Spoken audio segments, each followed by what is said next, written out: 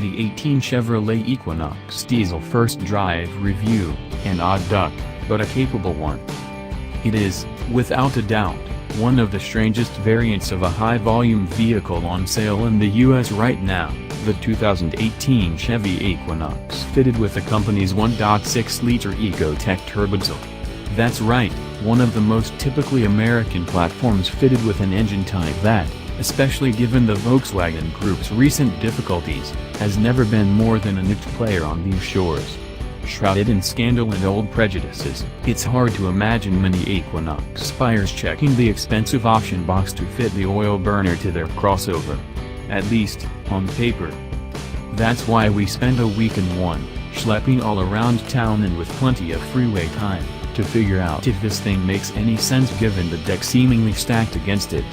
That's not a declaration of anti-diesel bias, it's just a reality check given the headwinds this type of engine faces in the US, and actually, even in Europe in recent years. Diesel has a lot going for it, even if the relative brilliance of the TDI was a sick joke at everyone's expense. Diesel engines provide torque and excellent economy, at the expense of potentially higher fuel costs and a powertrain that is more expensive to produce. It's the thrift that's probably the biggest benefit to an Equinox buyer, because there's no increased towing capability. It's rated at only 1,500 pounds, compared to 3,500 if you properly equip an Equinox with a 2.0-liter turbo running on gasoline. The Equinox diesel's 32 miles per gallon combined on the EPA test cycle beats the 1.5-liter turbo gas engine by 4 miles per gallon. And given the real-world disappointment inherent in small gas turbo engine fuel economy, it's probably a bigger advantage out in the wild. The disparity is much larger with the optional 2.0-liter gas turbo i4. To underline this a bit more, the EPA estimates the yearly running costs of the two vehicles to be about the same. 55% of your driving is in stop-and-go traffic, and that gas turbo engines get somewhere close to their EPA rating out on the road. Again, all this points to the diesel having an advantage, but perhaps not for an upcharge that's equivalent to a year's worth of fuel. Where the diesel shines is on the freeway. The front-drive diesel is rated at 39 miles per gallon on the highway, versus 32 miles per gallon for the smaller gas engine.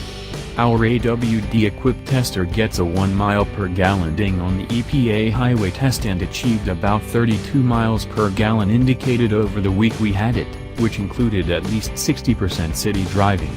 On flat sections with the cruise set, the turbodiesel will return much closer to 40 miles per gallon indicated. If you have a long freeway commute or plan to take a lot of road trips, there's a case for the turbodiesel over the 1.5-liter Equinox. This is a lot of preamble before getting to how it drives, of course, but it's important to set the stage.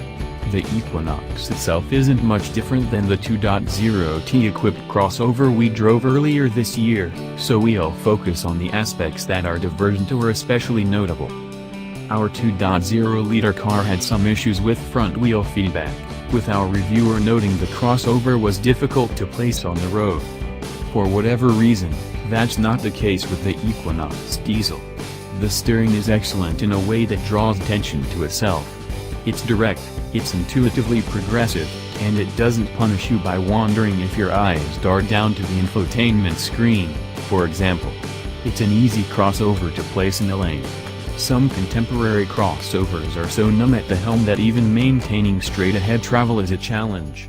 To put it another way, you don't have to pay extra attention to keep the Equinox diesel from wandering about, even on rotted pavement and grading.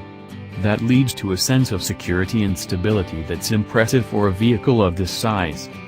It's also got punch, if not pizzazz.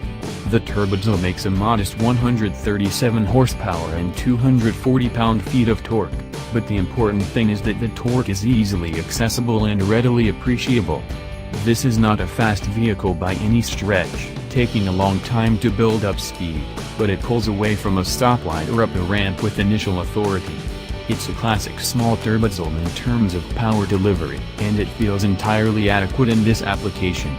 It also has just enough punch to make it dart around at stoplight speeds, although there's appreciable turbo lag, There's enough low-end torque to make up for it. The 6-speed auto also is game for cruising, and there's enough torque on hand to avoid awkward gear hunting on a hill. What it isn't is quiet. Around town, it feels like you are being shadowed by a FedEx truck. At freeway speeds, or with a little white noise, like rain or the radio, the din mostly fades away. In fact, if it wasn't for the almost ludicrous fuel economy, you'd think it was a regular Equinox on the slab. The ride is also excellent, well damped but not harsh or, conversely, floaty. The whole chassis has a European sensibility to it, feeling a lot like some Opel people movers we've driven in the past. The surprisingly entertaining first-generation Opel Zafira sprung to mind a lot during the loan.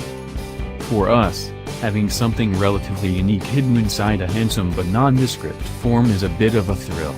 The fact that it's a fuel miser but also a comfortable, and somehow, enjoyable, runabout takes it over the top.